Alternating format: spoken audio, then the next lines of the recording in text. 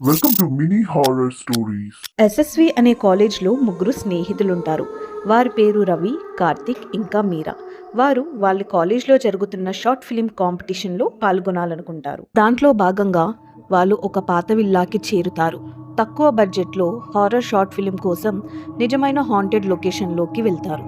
అక్కడ గేట్ దగ్గర ఉన్న వాచ్మెన్ బయటికి వచ్చి ఆ ఇంట్లోకి వెళ్ళకండి, అక్కడి నుంచి తిరిగి రావడం కష్టమవుతుంది అని హెచ్చరిస్తారు. కానీ వాళ్ళు ఆ వాచ్మెన్ మాటలు పట్టించుకోకుండా ఆ వాచ్మెన్ ని ఒక పిచ్చివాడిలా చూసి నవ్వుతూ లోపలికి వెళ్లిపోతారు. పాడైపోయిన ఫర్నిచర్, పగిలిన కిటికీలు, ఇల్లంతా జాలిపట్టి దుమ్ముతో నిండిపోయింది.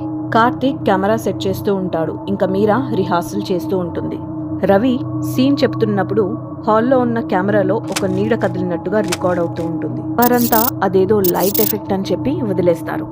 ఇక ఆ రోజు షూట్ అయిపోవడంతో అందరూ కలిసి అదే విల్లాలో నిద్రపోతూ ఉంటారు.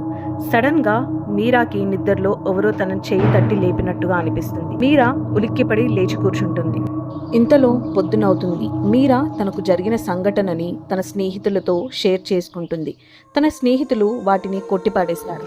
అది హారర్ షార్ట్ ఫిలిం అవ్వడంతో వాళ్ళు సాయంత్రం 6 గంటలకి వాళ్ళ షూటింగ్ మొదలు పెడతారు.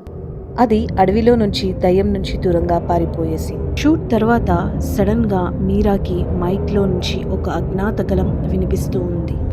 పరిగెత్తి పారిపోండి, సమయం మించిపోతుంది అని. ఇదే విషయం మీరా కార్తీక్ తో చెప్తుంది. కార్తీక్ అనుమానంగా చూస్తాడు. కార్తీక్ ఆ వాయిస్ టేప్ ని రివైండ్ చేసి చూస్తాడు. అక్కడ నిజంగానే వాయిస్ ఉంది. ఇంతలో అక్కడికి రవి వచ్చి కోపంతో ఎవరు జోక్ చేస్తున్నారు అని అంటాడు. కానీ వాళ్ళిద్దరూ ఏం మాట్లాడరు. ఇంతలో మీరా హాల్లో ఉన్న అద్దం దగ్గరికి వెళ్ళి తన ప్రతిబింబం చూసుకుంటుంది. కానీ ఆ అద్దంలో తన మొహం కాకుండా వేరే ముగ్గురు వ్యక్తుల మొహాలు కనిపిస్తాయి. దాంతో మీరా బాగా కంగారు పడుతుంది. ఆ అద్దంలో కనిపిస్తున్న ముగ్గురు వ్యక్తులు మీరాకి దగ్గరగా రావడంతో మీరా గట్టిగా కేక వేస్తుంది.